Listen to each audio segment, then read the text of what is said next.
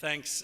This is a particular honor for me to be able to introduce my student, co-author, colleague, and friend, Maria Cancian, who's professor of public affairs and social work at the University of Wisconsin-Madison. I met Maria about 30 years ago. We were both younger then. When she started the doctoral program in economics at the University of Michigan. I was smart enough to hire her then as a research assistant.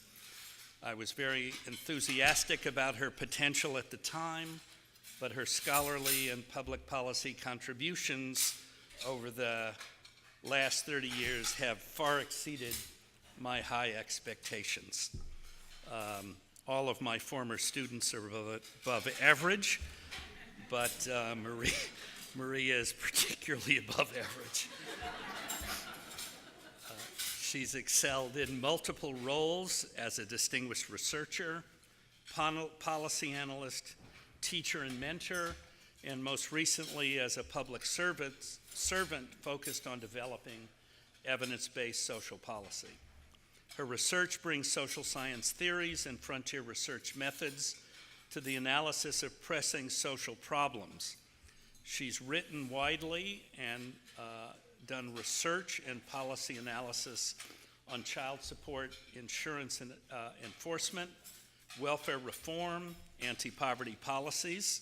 In fact, she's the editor of an important recent double issue of the Russell Sage Foundation Journal on Anti-Poverty Policies, as well as child welfare policy. During the Obama administration, Maria served at the Department of Health and Human Services as senior advisor to the Secretary of HHS and as Deputy Assistant Secretary for Policy at the Administration for Children and Families. She was the President's nominee to lead ACF, but like many other distinguished Obama administration appointees, the Senate refused to act. While she was at HHS, she worked hard to bring the best social science and policy analysis to her areas of responsibilities, which included, among others, developing policies regarding the treatment of unaccompanied minors at the border. And I guess I should say she was not someone who would rip them from their mother's arms. Maria joined the Madison faculty in 1993 and was director of the Institute for Research on Poverty there from 2004 to 2008. She's been extremely productive and in the tone of multidisciplinarity that we talk about at the Academy. She's authored journal articles in demography, economics, public policy, social work, and sociology. She and her colleagues have received over $50 million in external funding. Her many honors include, of course, the most important, being a visiting scholar at the Russell Sage Foundation and a co-author of a Russell Sage Foundation book with an older John Kenneth Galbraith Fellow. She held a W.T. Grant Foundation Distinguished Fellow at the Wisconsin Department of Children and Families. She's an elected member of the American Academy of Social Work and Social Welfare and has been a visiting fellow at the Public Policy Institute of California.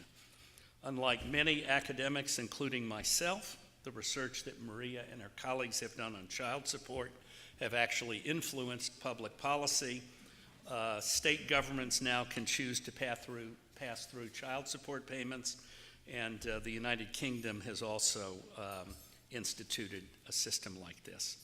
Maria was among the earliest scholars to recognize the importance of family complexity and multi-partner fertility and its implication for the administration and effectiveness of social welfare programs. Maria's pursuit of a more compassionate social policy is also reflected in her personal life. Her two daughters are here. She and her husband and her daughters took several foster children into their home. Her experience as a foster parent led her to develop a research agenda on child welfare policy and to spend a year in residence at the Wisconsin agency charged with that, trying to improve foster care practices and policy. Her commitment to her foster children remains strong. She recently told me that she was helping one of her former foster children get into college. In sum, the depth and breadth of Maria's scholarship and an influence on social policies make her an ideal candidate to be the John Kenneth Galbraith Fellow of the Academy. It's my honor to have been present at the start of her career, and I welcome you now.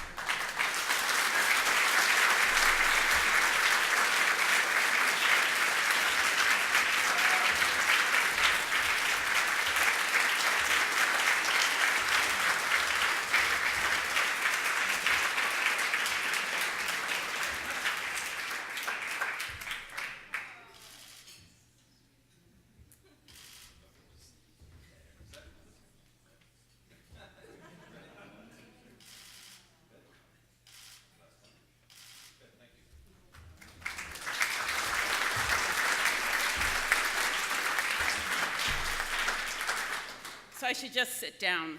You should end when you're ahead. Good evening. I am very, very honored to be named the 2018 Galbraith Fellow and to share this evening with such a distinguished set of colleagues. It has been a great pleasure and a privilege to work with so many people in this room. The list of debts and inspirational colleagues is too long, so I will name just two. My extraordinarily generative mentor, Sheldon Danziger, and my longstanding collaborator, Dan Meyer. I also want to acknowledge the partner who shared the imbalance of work and family, Chuck Kalish, the children who made it worthwhile, Emma and Rosa, who are here tonight, and our parents who cheered us on.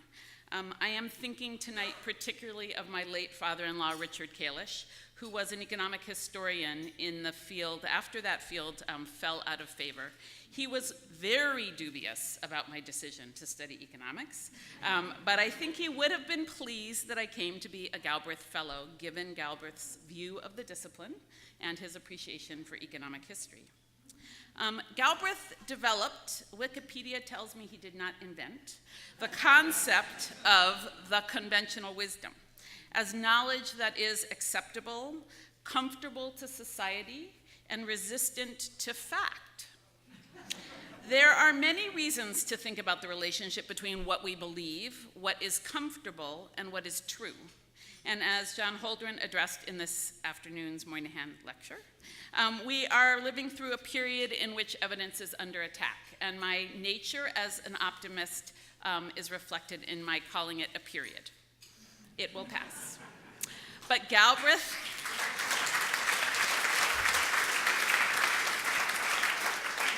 but it's easy to cast aspersions. But Galbraith was actually argued that even in an academic pursuit of knowledge, we are often hampered by our devotion to a set of notions or frameworks that are more conventional than they are true. So going way back, my dissertation was titled Essays on Marriage and Work, and while my interests haven't changed very much, my understanding of the complexity of the problem certainly has. I was interested in family formation and income, and I started with a conventional and narrow focus on legal heterosexual marriage and formal market employment. But today, 2 out of 5 children are born to unmarried parents, and many parents are divorced. And we've had to reevaluate our categories and our conventional wisdom. Obviously, not all families, if by family we mean households with children, include married parents. In most, fathers are married to the mother at birth, but many heterosexual couples are in shorter-term cohabiting relationships, and some fathers are disengaged from the beginning. I think of 2 instances where I was blinded by my own conventional wisdom that particularly stand out. So one in 1997, I will date myself, Dan Meyer and I undertook a large-scale random assignment evaluation where mothers were randomly assigned, but fathers were the ones who were supposed to change their behavior. Now, we didn't really think this was a problem because you assign a mother and then the father's randomly assigned. But when we got our data back, it turned out that a fair number of fathers had had children with a mother in our control group and a mother in our experimental group. As Dan and I went on to document, 2/3 of firstborn children to unmarried mothers will go on before they're 10 to have a half-sibling on their mother's side, their father's side, or both. So another way to say that is that when we only account for a mother and father and their children in common, we are usually getting it wrong for unmarried couples. In terms of divorce, 50 years ago when divorce rates started going up, most children lived only with their mom after a divorce. But today we've documented in Wisconsin, where we have perhaps the best data on custody arrangements, that mother sole custody is no longer accounts for most cases. So again, if we assume that children after a divorce live just with their mom, we are usually wrong. So the diversity of family forms is not news, and in some respects we are making great progress. But reflecting on Galbraith's critique, I would argue that we've often developed new and more complicated ways to fit people into existing categories, but we've made much less progress in thinking about those categories themselves. For example, to what extent is fatherhood a question of biology, of residence, of legal status, or of social standing? And how should policies which currently intervene powerfully to define both the rights and responsibilities of fathers account for these alternative understandings of fatherhood? When we debate these questions, we have much better evidence from ethnography, and I'm looking at Kathy Eden right now, and quantitative analysis than we did 20 years ago, in no small part because of many people in this room.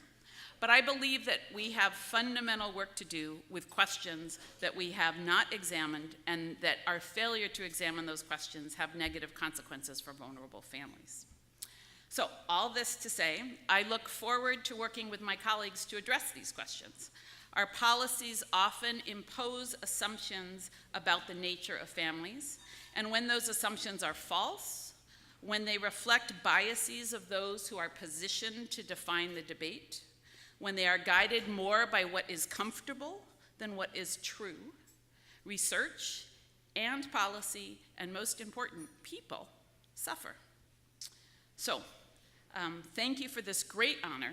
It is truly a privilege to join you in the effort to bring evidence to policy and to address Galbraith's challenge to move beyond the conventional wisdom for the common good.